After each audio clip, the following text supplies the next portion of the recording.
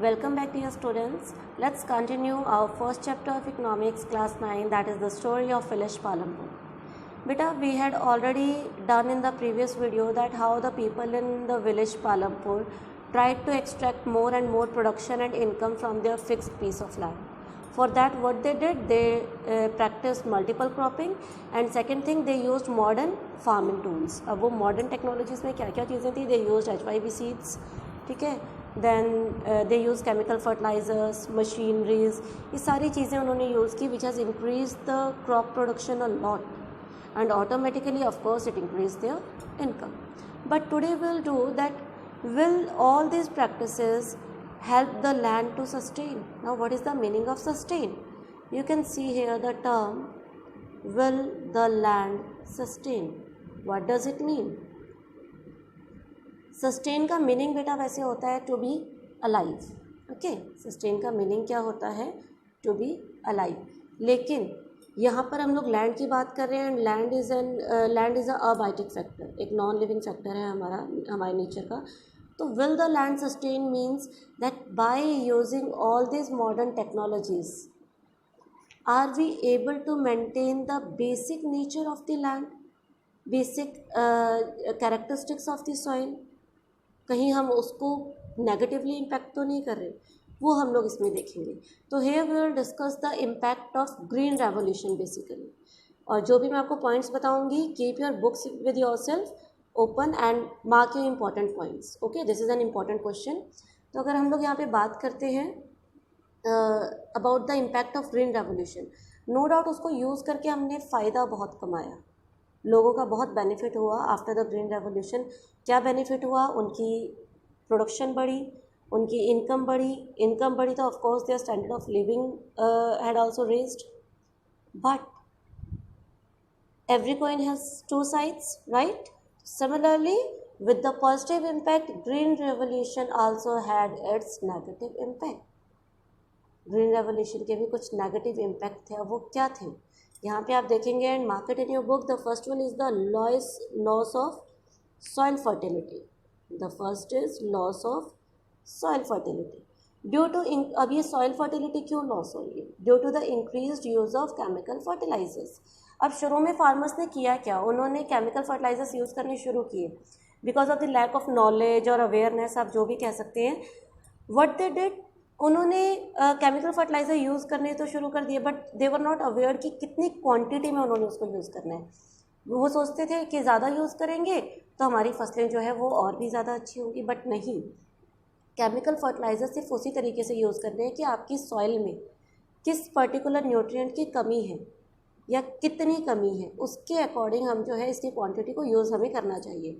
But excessive use of chemical fertilisers, of course what it will do, it will negatively impact the fertility of the soil.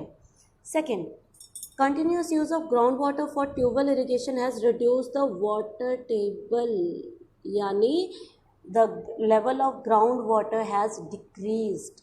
अब ground water, अब अगर हम लोग मिट्टी की बात करते हैं और पानी की बात करते हैं, देखो सॉइल फॉर्मेशन में बहुत ज़्यादा लंबा समय लगता है. आप लोगों ने 8th क्लास में पढ़ा भी होगा. The process of soil formation is very slow. Similarly underground water level भी बहुत धीरे धीरे बढ़ता है, क्योंकि बारिश होती है, बारिश का पानी ही जो है वो ज़मीन के अंदर जाता है, and it will add to the underground water level. लेकिन जैसे जैसे इरिगेशन फैसिलिटीज़ बढ़ गई, लोगों के अब खेत में अपने पर्सनल ट्यूबवेल्स हो गए. सिर्फ पालमपुर की बात नहीं हो रही, ऑल ओवर द कंट्री या ऑल ओवर द प्लेसेस जहाँ पर भी ये चीज़ें यूज़ हो रही हैं. तो क्या है, अब वो अंडरग्राउंड वाटर को यूज़ कर रहे हैं. पहले वो लोग रेनफॉल पर डिपेंड थे, लेकिन because of the introduction of the tube wells अब वो ग्राउंड वाटर को यूज़ कर रहे हैं. तो ग्राउंड वाटर का लेवल क्या होता जा रहा है? वो नीचे जाता जा रहा है. It is reducing, it is decreasing. Second, environmental resources like soil fertility. Okay, ये चीज़ें हमने भी डिस्कस की हैं कि ग्राउंड वाटर लेवल हो गया, सॉइल हो गई, इन चीज़ों को बनने में बहुत समय लगता है. तो of course once they are destroyed, तो इनको वापस लाने में या इनके न्यू फॉर्मेशन होने में, या इसका न्यू रिजर्व या स्टॉक तैयार होने में बहुत समय लग जाएगा. So we must take care of the environment to ensure future development of agriculture. तो हमें फ्यूचर में इसको प्रॉपरली यूज़ करना चाहिए. अब केमिकल फर्टिलाइजर्स की अगर हम लोग बात करते हैं, आप ये बॉक्स में देखेंगे आपका दिया हुआ है, कि chemical fertiliser provide minerals which dissolve in water and are immediately available to plants. ठीक है, अब प्लांट्स कितना रिटेन करेंगे, हम खाना कितना खाते हैं, जितने हमें भूख होगी, जितना हमारा स्टमक जो है वो उसको अफोर्ड कर पाएगा, उतना ही तो हम खाएंगे ना, जितनी हमारे पेट में जगह होगी। तो ऐसे प्लांट्स भी फर्टिलाइजर से उतने ही न्यूट्रिएंट्स लेंगे बेटा जितनी उनको ज़रूरत है। बाकी सारे एक्सेसिव क्या हो जाएंगे, वो मिट्टी में मिल जाएंगे, मिट्टी में से वो कहाँ जाएंगे, नीचे अंडरग्राउंड वाटर में जाएंगे, और इस तरीके से वो अंडरग्राउंड वाटर को क्या करेंगे, पॉल्यूट करेंगे। तो देखो एक्सेसिव यूज़ एक तो सॉइल फर्टिलिटी को इम्पैक्ट कर रहा है, दूसरा अंडरग्राउंड वाटर लेवल को, या पानी में बह के वो जहाँ भी जा रहा है, नदियों में जा रहा है, तालाब में जा रहा है, या एक्सक्यूज़ मी अंडरग्राउंड वाटर में जा रहा है, तो वो क्या कर रहा है, उसको पॉल्यूट कर रहा है, उसको कंटामिनेट कर रहा है। थर्ड जो इम्पैक्ट है देखो यूज़ ऑफ केमिकल फर्टिलाइजर्स का, it is killing the bacterias, you can see here, it is killing the bacteria and other micro organisms in the soil. अब सॉइल की फर्टिलिटी मेंटेन करने में जो छोटे छोटे हमारे माइक्रो ऑर्गेनिजम्स एंड बैक्टीरियाज होते हैं सॉइल में, दोज आर वेरी हेल्पफुल, वो एक तरीके से हमारे नेचुरल मैन्योर का काम करते हैं। ठीक है, लेकिन हमारा ये जो एक्सेसिव यूज़ ऑफ फर्टिलाइजर्स है, what it is doing, it is killing this bacterias and micro organism, जिसके कारण मिट्टी में जो ह्यूमस है वो उसकी कमी होती जा रही है। तो in this way knowingly or unknowingly we are like damaging our own soil fertility। ठीक है, उसके बाद नेक्स्ट है हमारा इसमें, how is land distributed between the farmers of Palampur. अभी तक तो हमने किया था कि कैसे वहाँ के लोग ज़मीन से अर्निंग कर रहे थे, more and more income they were trying to get. Now how this land is distributed among the people, क्या सब में ज़मीन बराबर बंटी हुई थी, या फिर क्या किसी के पास ज़्यादा थी, किसी के पास कम थी। तो उसके लिए आप इसी पेज पर ऊपर देखेंगे, आपको एक डायग्राम दिया हुआ है, एक पिक्चर दी हुई है, डायग्राम तो नहीं कहेंगे। इसमें क्या है, you can see the heading here, Palampur village distribution of cultivated land. तो आप बेटा यहाँ पे देख सकते हैं दैट कुछ खेत बहुत छोटे हैं, राइट, कुछ का साइज उससे बड़ा है, उससे थोड़े और बड़े, and some are very large. It means the land is not distributed equally among the people in Palampur. अब हम इसी को देखते हैं that how it is distributed. तो अगर हम लोग बात करते हैं लैंड डिस्ट्रीब्यूशन की, तो the land is not equally distributed among the people. 450 में से 150 फैमिलीज ऐसी थी। अब 150 बेटा आप ये एससी मत समझना कि सभी एससी थे, दलित थे, जो हमने पीछे किया था पॉपुलेशन वाले पार्ट में। टोटल 450 में से 150 फैमिलीज ऐसी थी विच वर लैंडलेस, जिनके पास ज़मीन थी ही नहीं। ओके, हाँ, उसमें से मैक्सिमम दलित थे, सभी दलित फैमिलीज से नहीं थे, लेकिन maximum were Dalit. Okay, maximum were from the SC families. Those who were landless, landless मतलब जिनके पास कोई खेत ही नहीं है। अब जिनके पास खेती नहीं है तो वो कुछ और ही काम करेंगे, कुछ मजदूरी करेंगे या किसी और तरीके से अपनी अर्निंग करेंगे। उसके बाद अगर हम लोग बात करते हैं next, of the remaining families who own land, 250 families cultivate small plots. अभी बाकी में से 150 तो वो निकल गए, 150 के बाद जो 240 फैमिलीज थी, those were having small farms that is less than 2 hectares. तो उनको हम लोग स्मॉल फार्मर्स बोल सकते हैं, जिनके पास 2 हेक्टेयर से भी कम लैंड थी, उसके ऊपर वो लोग खेती करते थे। इन 1960 गोविंद, अब यहाँ पर एक स्टोरी दी हुई है गोविंद की। इन 1960 गोविंद वाजा, इसको मैं आपको डिस्क्राइब कर देती हूँ, इसको आप रीड कर लेना। तो इसके पास क्या थी, इसके पास 2.25 हेक्टेयर लैंड थी विच ही यूज टू कल्टिवेट, और उससे उसकी फैमिली का गुजारा ही चल रहा था। उसके बाद हुआ क्या, अब ऑफ कोर्स हमारी फैमिलीज़ में क्या होता है, फादर की प्रॉपर्टी है, after the death of the father वो प्रॉपर्टी आगे बच्चों में डिस्ट्रीब्यूट हो जाती है। यही गोविंद की फैमिली में हुआ। अभी 2.25 हेक्टेयर लैंड थी, वो आफ्टर हिज डेथ क्या हुआ, उसके जो 3 बेटे थे उनके अंदर डिवाइड हो गई। अब जब वो डिवाइड हो गई तो उसमें ऐड तो कुछ हुआ नहीं था, उल्टा उसमें से टुकड़े और हो गए। तो कितनी ज़मीन आई सबके हिस्से में, 0.75 हेक्टेयर।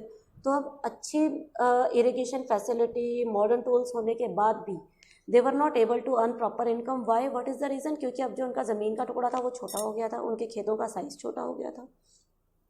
सो इस तरीके से वो दोबारा से अच्छी फैसिलिटी होने के बाद भी because of the small farms they were not able to get proper income, और इसलिए अब क्योंकि उनके पास इनकम कम थी तो उनको ड्यूरिंग द ईयर कुछ एक्स्ट्रा काम भी करने पड़ते थे। उसके बाद आपने पिक्चर में देखा था कि कुछ बड़े खेत भी थे, यानी कि वो थे वो फार्मर्स जो अपने लायक गुजारा आराम से अपने खेतों में से निकाल सकते थे, ठीक है। And these are cultivated by the small farmers, तो ये छोटे फार्मर थे जो अपने खेतों पर, जिनके पास थोड़ी ज़मीन थी लेस देन 2 हेक्टेयर्स, और वो अपने खेतों पे खुद काम करके आराम से अपना गुजारा कर रहे थे।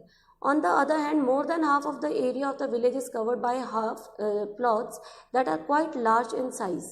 In Palampur, there are 60 families of middle and large farmers who cultivate more than 2 hectares. देखो 450 में से ओनली 60 फैमिलीज ऐसी हैं जो कि मिडल या लार्ज फार्मर में आती हैं, बाकी सभी कौन सी कैटेगरी में थे, पुअर फार्मर्स या लैंडलेस फार्मर्स। तो ओनली 60 फैमिलीज वर देयर जो कि मीडियम या लार्ज फार्मर्स में आती है, जिनके पास मोर देन 2 हेक्टेयर लैंड है, और इसमें से भी बहुत कम है दोज हु आर प्लोइंग और doing agriculture over more than 10 hectares of land, यानी ज़्यादातर है इन 60 में से भी ज़्यादातर हमारे जो हैं वो मीडियम फार्मर्स हैं, और बहुत ही कम है जो कि लार्ज फार्मर्स की कैटेगरी में आते हैं। अब यहाँ से आप हिसाब लगा सकते हो कि जो डिस्ट्रीब्यूशन ऑफ इनकम भी इनकी कैसी होगी। ऑफ कोर्स जिनके खेत बड़े होंगे वो मॉडर्न टेक्निक्स अच्छे से यूज़ कर सकते हैं, उनकी प्रोडक्शन ज़्यादा होगी तो उनकी इनकम भी ज़्यादा होगी। ठीक है, क्लियर है यहाँ तक। नेक्स्ट इज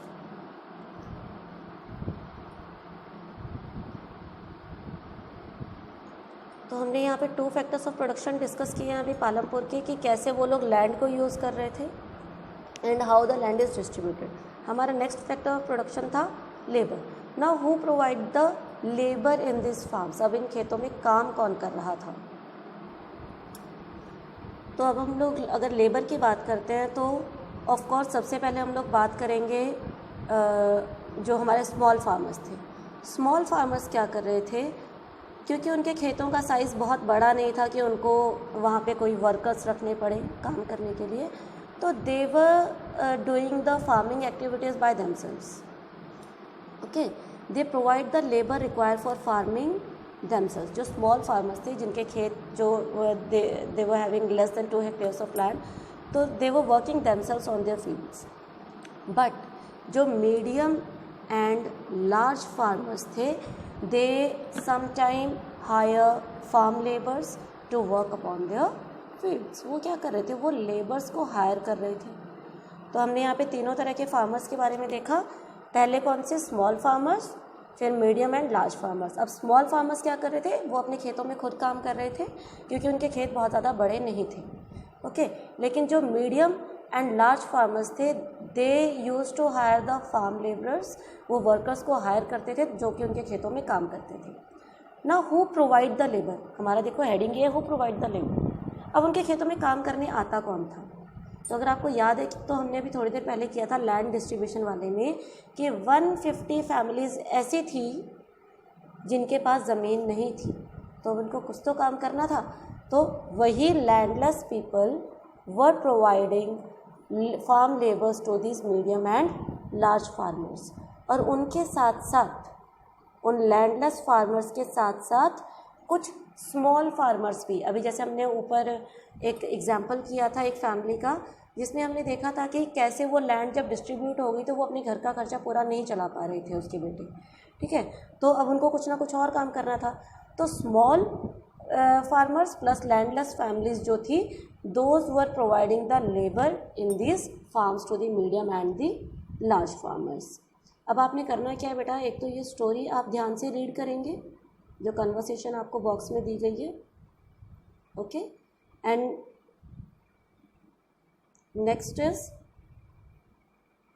यहाँ पर ये स्टोरी आपको दी गई है, ये भी आप लोग रीड करेंगे दिस पार्ट। ओके, ये स्टोरी आप ध्यान से रीड करेंगे, इसमें से बेटा आप लोगों के शॉर्ट क्वेश्चंस आ जाते हैं,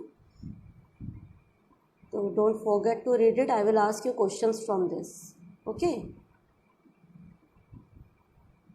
अभी हम इसको कंटिन्यू करते हैं कि अब ये फार्मर्स जो यहाँ पे एज अ लेबर काम करते हैं, अब इनको मिलता क्या है बदले में। ठीक है, इनकम की अगर बात करते हैं there are different ways to get the income. किसी को पैसे मिल रहे थे, किसी को बदले में फसल मिल रही थी, किसी को बदले में कोई फूड आइटम जैसे खाना वगैरह उनको मिल रहा था तीनों समय का। So there were different modes of payment to these workers, और वो भी it varies from crop to crop. देखो आप यहाँ पे देख सकते हो, वेजेस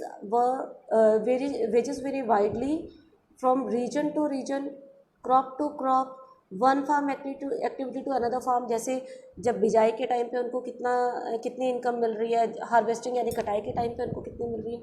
तो इट डिपेंड्स कि किस तरीके का काम वो लोग कर रहे थे, उसी हिसाब से उनको क्या मिलता था, उनको डेली वेजेस मिलते थे।